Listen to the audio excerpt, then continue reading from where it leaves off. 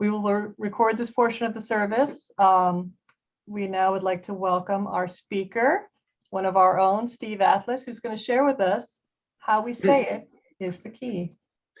Okay, it's great to be here today. And I want to thank Larry and Beth for giving me the opportunity to share my feelings and thoughts with you. I feel blessed to be part of this wonderful, caring community. And I also want to thank my wife, Karen, for putting up, my wife and life partner, Karen, for putting up with me these past 33 plus years. Now, the idea for today's service came to me last January. Jean, an evangelical friend of ours from up north, used to live down here, said proudly on Facebook that she doesn't use masks.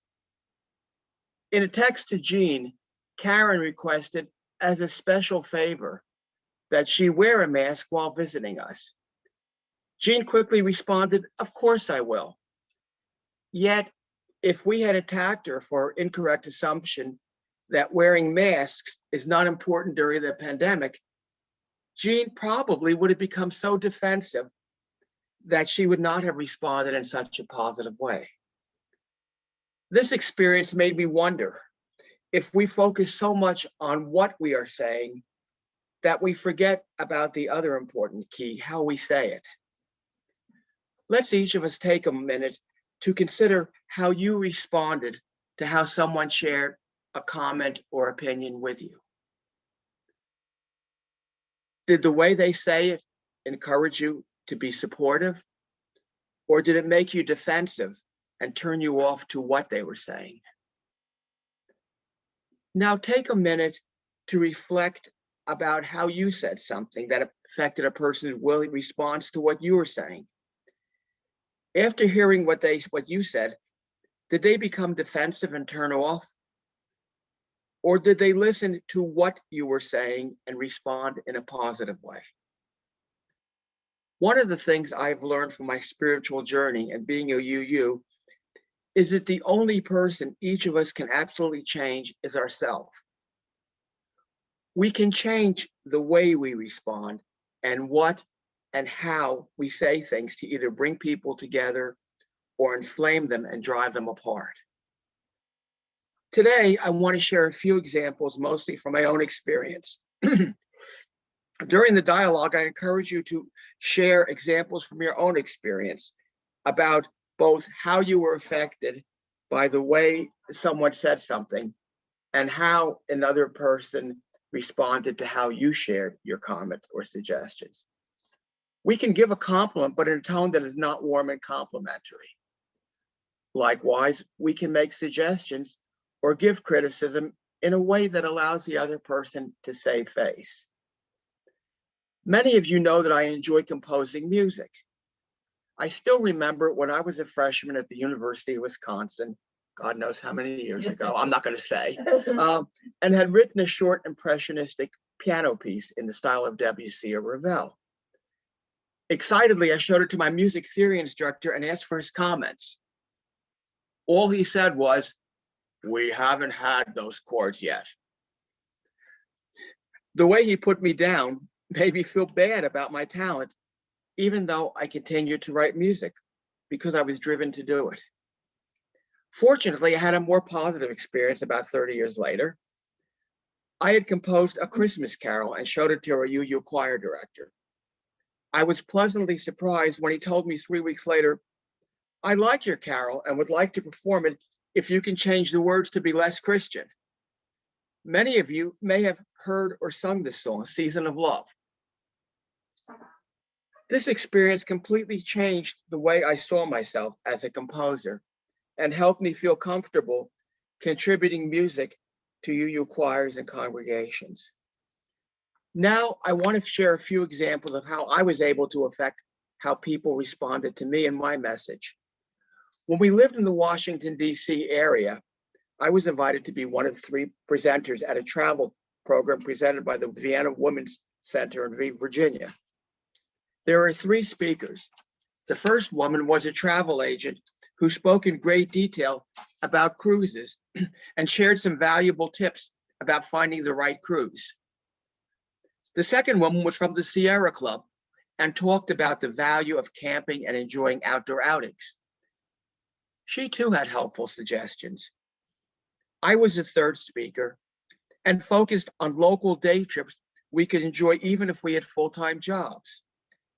I suggested that each participant share one of her favorite trips with the groups and why she would recommend it. Then I shut up, like now, for 10 seconds. Karen and I got so many good outing ideas that we couldn't begin to take them all. 3 weeks later, I received the results of a survey. I was delighted to read that I was the most popular speaker. I didn't say anything almost. This may have been because I focused on bringing out what the participants could share with each other instead of lecturing to them. We don't have to be a public speaker to make a difference.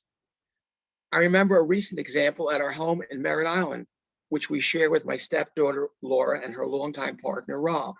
Excuse me. Rob can get furious and explode when people do things he considers wrong or idiotic. I finally began responding to him this way. Rob, you are probably right in what you said. Could you say it in a more positive way? When you lash out, I get so defensive that I don't want to do what you suggest, even if you were right. Since then, Rob has made more of an effort to praise what we do right and be more tactful with how we make suggestions or criticize us. And it makes us more supportive to doing what he suggests. Karen tells me that my non-confrontational approach encouraged cooperation instead of defensiveness. Excuse me.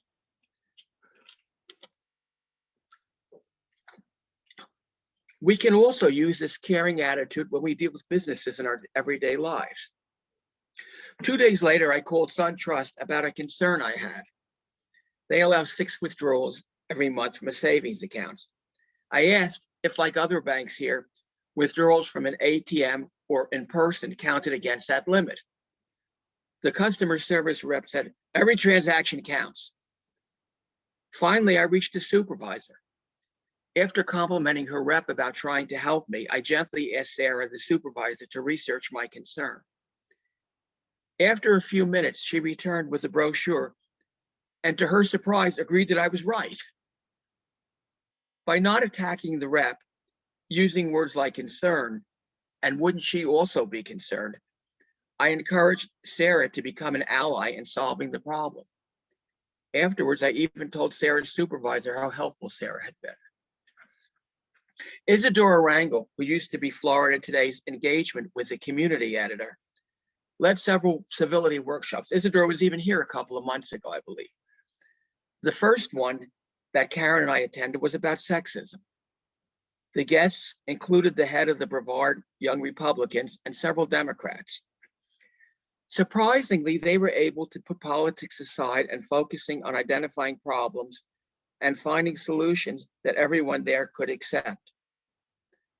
I think Isadora's attitude of identifying a common concern and putting aside differences of opinion to find common ground was the key to success. Everyone there was on the same team, focusing on how to work together to share a common problem. One of my favorite books is Dale Carnegie's How to Win Friends and Influence People. You may consider Carnegie's ideas to be cliche, but they weren't when he wrote them, his book, over 50 years ago. Maybe the reason they are considered cliche now is because we just assume what he recommended is something everyone knows. What do you say when you are with someone who is passionate about a subject that does not interest you? Karen tells me that when our granddaughter Nadia starts talking about Star Trek, a program that does not interest Karen at all, she resists a temptation to change the subject. Instead, she encourages Nadia to share her passion with Star Trek with her. She tells me that she has learned a lot more about the program because she can focus on what excites Nadia. Dale Carnegie advises that we greatly improve our relations with both relatives and strangers by talking in terms of the other person's interest or letting them share those interests with us. In his book, Carnegie shares a story by William Lyon Phelps, a literature professor at Yale, who recalled, "I was 8 years old and visiting my aunt. A middle-aged man called one evening, and after a polite discussion with my aunt, he devoted his attention to me. I happened to be interested in boats, and the visitor discussed the subject in a way that seemed particularly interesting to me. After he left, I spoke of him with enthusiasm. What a man! My aunt informed me that he was a New York lawyer and cared nothing whatever about boats. I asked my aunt, but then why did he talk all the time about boats? My aunt responded, because he is a gentleman. He saw you were interested in boats, and he talked about the things he knew would interest and excite you. Think about how you might handle a similar situation." Carnegie also shared the story of a landscape architect who was landscaping the estate of a famous attorney. The architect recalled, "The owner came out to give me a few instructions about where he wished to plant a mass of rhododendrons and azaleas. I said, 'Judge, you have a lovely hobby. I've been admiring your beautiful dogs. I understand you win a lot of blue ribbons every year at the shows in Madison Square Garden.' The effect of this little expression of appreciation was striking.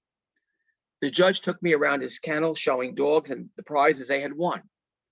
Finally, he turned to me and asked, 'Do you have any small children?' 'Yes, I have a son.' 'Wouldn't he like a puppy?' 'Oh, yes, he'd be tickled pink.' 'All right, I'm going to give him one,' the judge announced.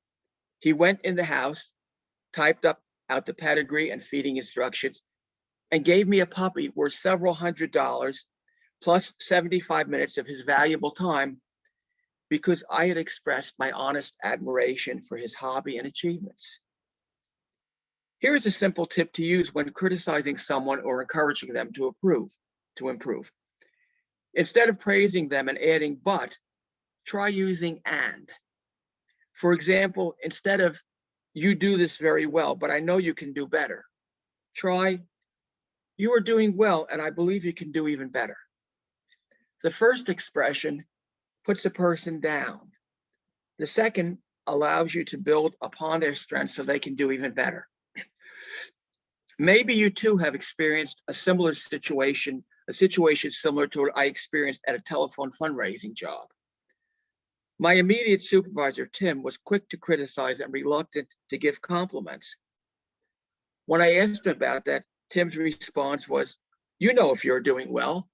I only need to become involved when you are having problems." Tim's attitude made me fearful about making mistakes, and my nervousness made me less effective. Our branch manager, Nick, had a different approach. He told me, "Steve, you have a natural empathy with the people you call. As you get more experience, you will become even more effective. Don't give up. I believe in you." Nick's caring support helped me to become so effective that by the time I left, Nick was complimenting me on what an effective telephone fundraiser I had become. For those of you who are cynical and reply, "This is fine for personal lives, but it doesn't matter in the larger picture."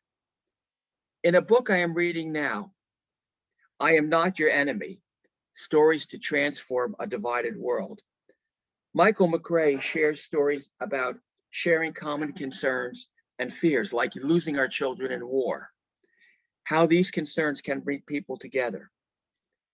In chapter 4, You May Not Kill in My Son's Name, Robi Demelin, Israeli spokesperson for the Parent Circle Families Forum, an organization with Israeli and Palestinian members, told McRae that when her son David, who was an Israeli soldier, was killed, she had to resist her instinctive desire to retaliate and remind herself that to someone on the other side, her son was just another soldier.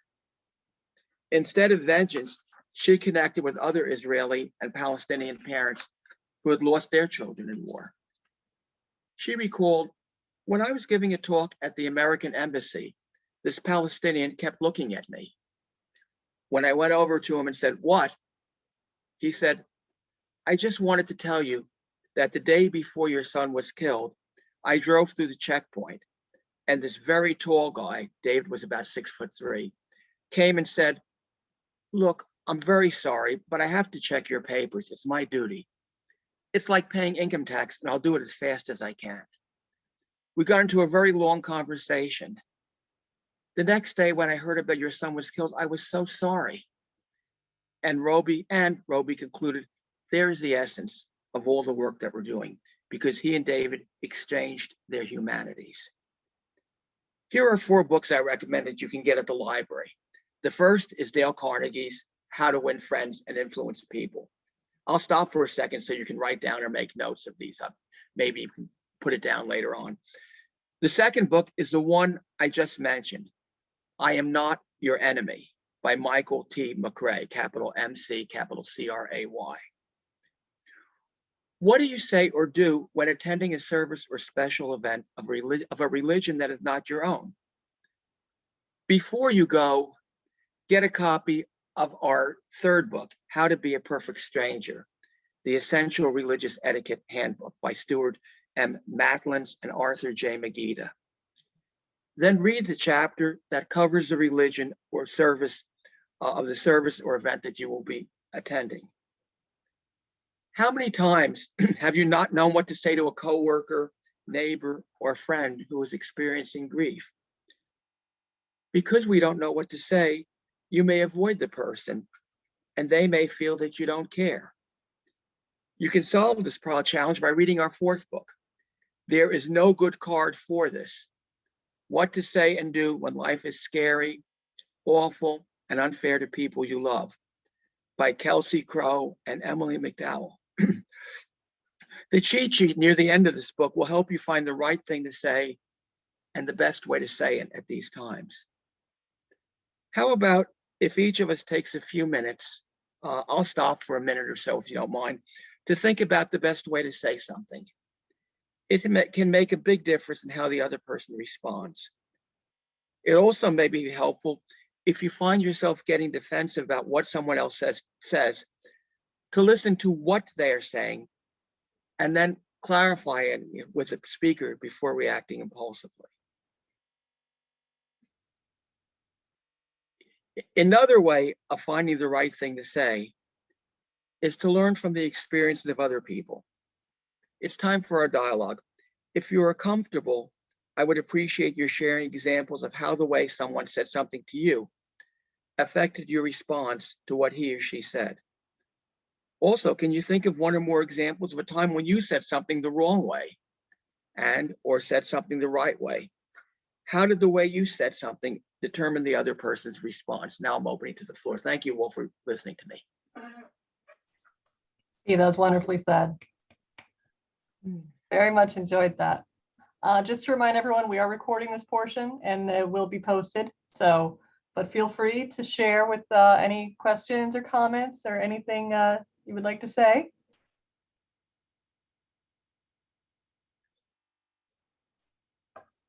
Oh, Cindy, I see your hand. Go ahead. You're on mute, Cindy. Cindy, Okay. You're on mute. I just want to say thank you very much for bringing up this subject. I taught throughout my career a lot of transactional analysis, which addresses this by Eric Berne, famous psychiatrist. And it talked about what ego state you're coming from when you say something and how that is directed towards the other person's ego state and causes defensiveness and low self-esteem and so on. Also, in my Buddhist training, our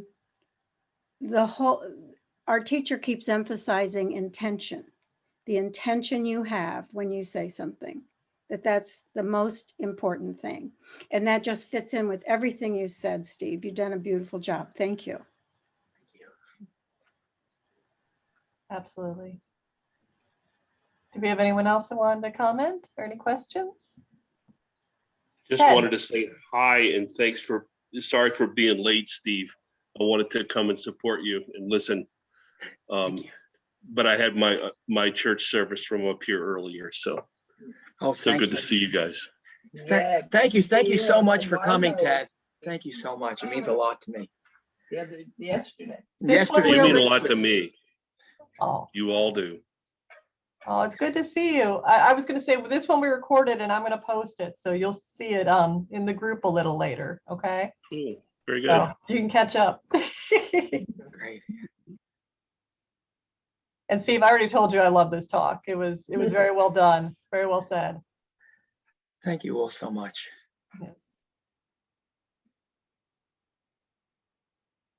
All right. Yeah. We don't have any other comments. I'm gonna go ahead and stop the recording. I think Diana has something. Oh, Diana, go ahead. We'll take more. Go ahead. She's Unmute though. There we go. You're still on mute. You're still muted, hon. Diane. You're still muted. Now we can hear you. Now, yeah. Can you hear me now? Yes. Okay. So, when somebody you know, like, says shocking stuff, like conspiracy theories you don't believe in, I'm not going to say who. Don't laugh. Linda's laughing. I'm sorry. You know, my sense of humor is kind of skewed. Well, and you don't agree, but you're trying not to make it the focal point of your relationship. I don't want to get into the details because I'm sure some of you. Like, how do you, I mean, I know I've learned deflection from the Republicans on TV, you know, distraction. Is there another way that you can recommend? Smack 'em, Diana. I think Karen has an experience that maybe she could share. There's these jewelers in Merritt Island that are so kind, and they know that I don't have a lot of money, and they have done some wonderful. For example, they fixed this bracelet. They put a magnet on it, so it would, because it was just, there was no way to close it. It was always falling off. Anyway, they're Republicans. I couldn't believe that such nice people are Republicans. And a few weeks ago, when I went in there, before the election, we talked about where we were coming from, and we agreed before we talked about it that we wouldn't let it stand in the way of our relationship. And it was quite a conflictual conversation, but we knew that I had brought them a present to thank them, for how wonderful they are. And I said, I only want to engage in this conversation if we can agree that it won't affect our relationship. And they did agree. And to this day, it's one of the warmest shops that I ever enter. They're just lovely people. We don't come from the same side of the track, but we can still love each other as people. And we have another experience. Again, Karen's the star of this, not me. I wish I was. When we had the gym in Merritt Island before it closed, Pro Health and Fitness, there was a lady in her class, Nancy, who was like Jean, was a very strong evangelical Christian. And well, you tell her the rest, Karen. Oh, come on. Okay, come on. Okay, all right, I'll tell you. The first thing she did when she met me was want to hand me one of these pamphlets. You know how Christians do, and not all Christians, but you know what I mean. The people, evangelicals, people who want to convert everybody. This has no interest for me. I said, I'm you, and I'm also a Jew, and but I knew she was a very nice person, and we sort of decided that when we would hang out together and when we communicate with each other, we would not bring this point of contention into our conversation. And she's become one of our better friends in the area. Before the pandemic, we were playing canasta with her every Monday morning, and we just have a really good time with her. And we didn't let the fact that we come from very different places stand in the way of her knowing each other as people.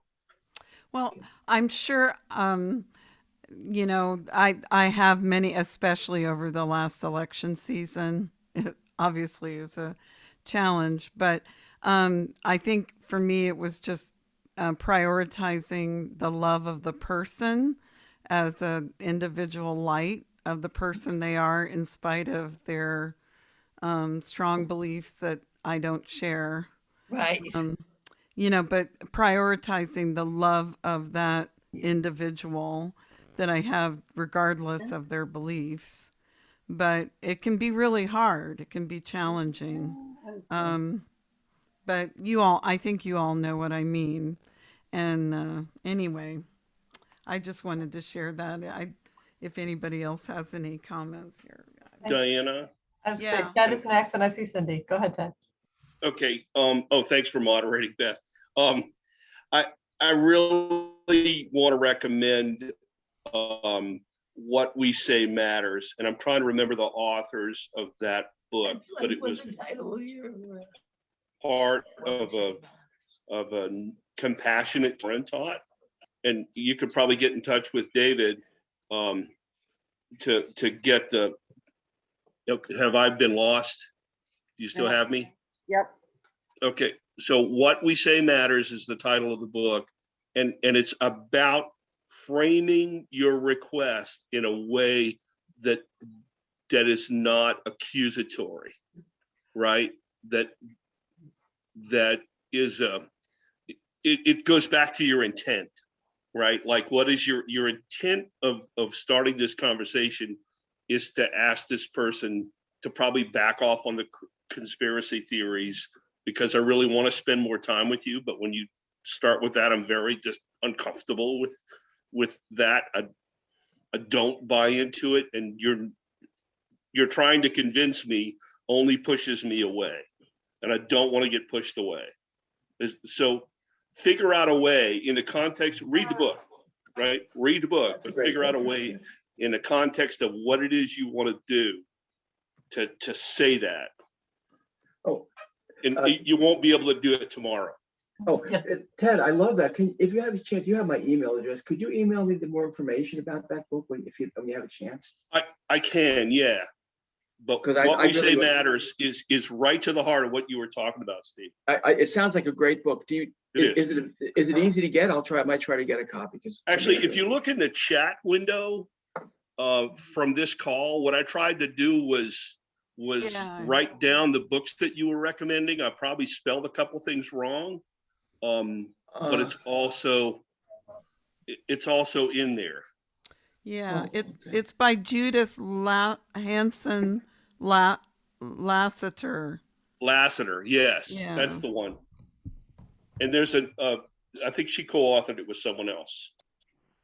Right. But yes. Ike Lassiter. Okay.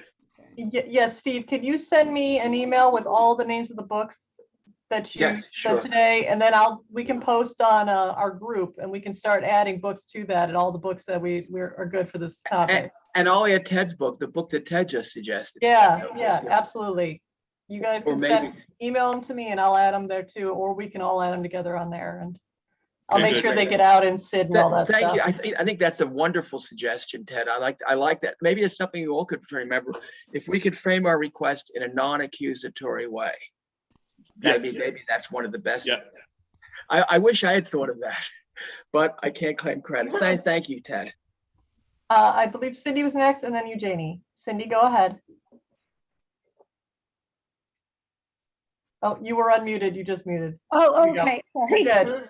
I just wanted to say, probably years ago, I couldn't have had a friendship with someone who is racist, but now I'm able to do that. And the other day she said, you know, she was complaining about this stupid person she had to deal with at the bank. And she said, every time I deal with a Black person, they're incompetent and stupid. And so what do you say to that? I just chose to say, I've not had that experience and said that emphatically. A couple of months after that, she invited me to go to some kind of protest that fought for the rights of Blacks. You know, it was sponsored by her church. And as it turned out, we didn't go. I think they canceled it or something. But anyway, it's hard. I also have a very evangelistic, am I saying that right? Friend I've had that I first met in a Unitarian church when I was about 30, which would put it at 44 years ago. Okay, now she's a strong evangelistic person who periodically tries to convert me, and it's uncomfortable. And I try to listen, and we're still friends, but we can't talk as much together because of her trying to convert me. I'm sure she's worried for my soul. It's out of love, you know, but it's just uncomfortable. And I don't know what to do with it because she won't change and I won't change. So anyway, that's all I have to say.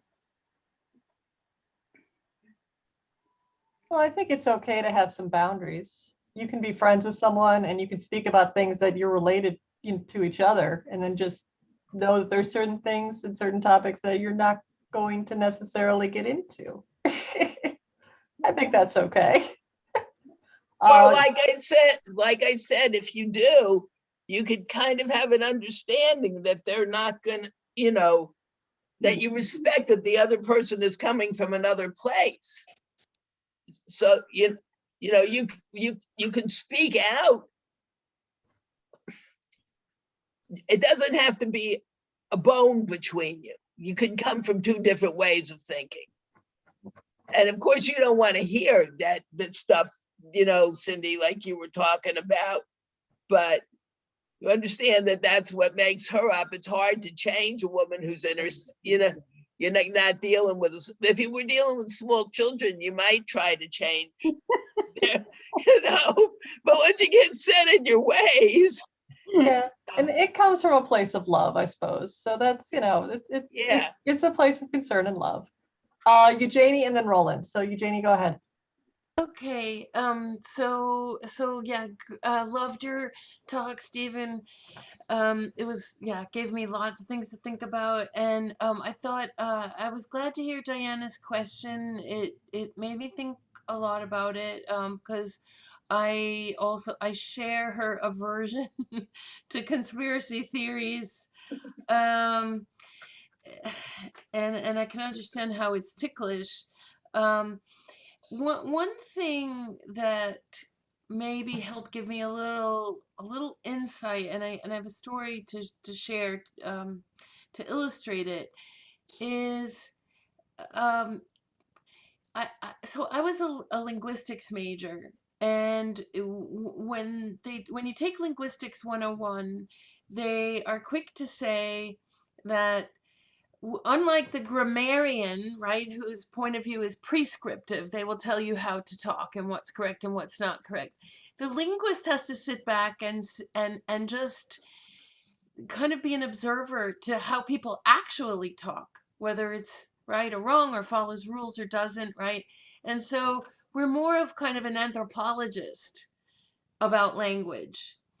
And I find that sometimes in speaking with people who really seem to be stepping off a different planet in terms of, you know, what they think, whether it's that they have like very foreign political ideas, or in this case, you know, different ideas about reality and truth.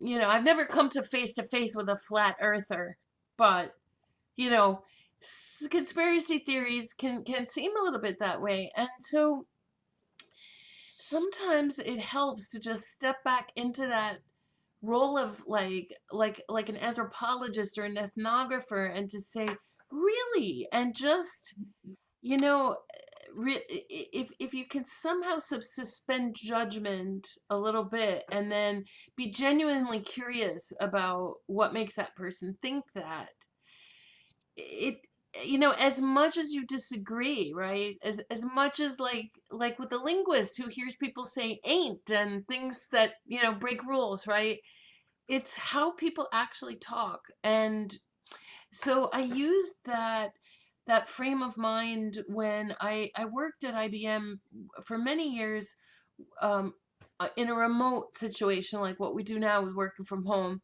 And she often would break into her like evangelical point of view and say things that were very, very foreign to me. And I genuinely wondered, like, holy mackerel, like, where do these ideas come from? And the best that I could learn from just listening to her was that I think she listened to a lot of talk radio. And I think her pastor listened to a lot of talk radio. And I suddenly learned that, wow, these guys are like parrots. They are all saying the same thing. And so that was enlightening. Now, since I depended on her for my livelihood, right? I did, because she was on site and I was remote. I didn't dare to challenge her, right? Or say, I don't agree with you. You know, maybe a few times, you know, I would share personal stories that maybe showed her a little bit of a different side of myself, but I would never, never question her beliefs because honestly, I depended on her.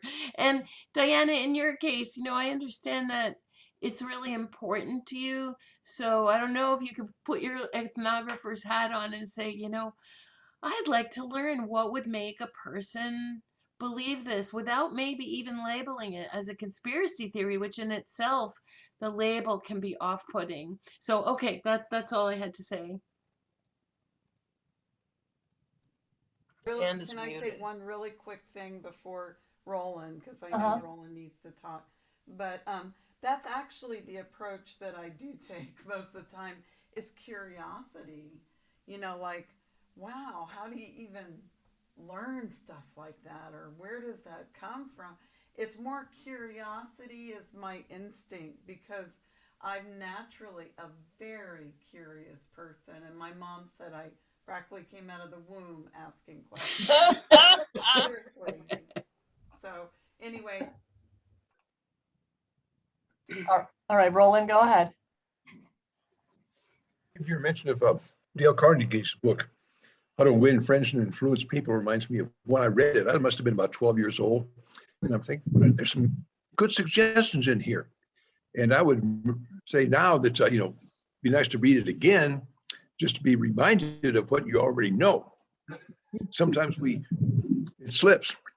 The other point I was going to make was people's strongly held beliefs basically are strongly held opinions based on what they've been exposed to. And ignorance is not being exposed and absorbing stuff that is true. So I don't know how to fix that, but it's maybe a way to put it in perspective. Good point. There you go. All right, we're going to start wrapping it up. We're getting to about noon, but I'm going to end by just saying my favorite organization, you've heard me mention many times, Braver Angels, which is designed to get people from different sides of the political spectrum, not to change opinions, but to find common ground and talk to each other. So What's the name of the organization, Beth? it is called Braver Angels. And they Braver, like Better Angels, but they changed their name to Braver Angels. And it was started basically after the 2016 election, because they saw polarization and they wanted to find common ground. They wanted to find ways for people to actually talk to each other. So they used methods that you use for couples counseling, and they used it with a political slant. So it's very interesting. I've been to a couple workshops, and it's very interesting to see their approach and how they get people to have very good conversations with each other without attacking each other. So Yeah, Can that's you put great. any information about that, Beth? Maybe. yes, I will include that. Let me get that, but I'm going to go ahead and stop our recording. and say thank you to you for the lovely talk and the lovely conversation and everything you shared. This was fantastic. And let me go ahead and stop that recording now.